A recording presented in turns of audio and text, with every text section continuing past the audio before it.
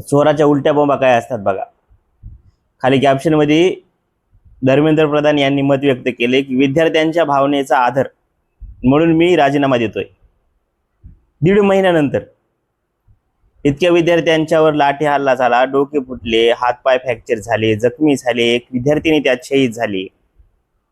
आणि आता 1.5 महिन्यानंतर ज्यावेळेस राजीनामा दिलाय नाही घेतलाय तो, यांच्या ज्यावेळेस नाकातोंडात पाणी गेलं, संसदेमध्ये तर विश्वगुरू पळाले, बरेच खासदार घाबरले या झुरळांना, सत्ताधारी खासदार. आणि विद्यार्थ्यांच्या भावनेचा यांना एवढाच काळजी असते, एवढाच आदर असता, तर यांनी ज्या दिवशी या पेपर लीक झाली, नीटचा पेपर फुटला, त्या दिवशी स्वतः उत्तरदायित्व दाखवून जी आहे आपल्या पदापेक्षा आपलं उत्तरदायित्व मोठं आहे, माझ्या कार्यकाळात हे झालं आहे असं समजून ज्यावेळेस स्वतःहून दिला असता, तर आज धर्मेंद्र प्रधान जे आहेत ते हिरो असले असते. तुम्हाला काय वाटते?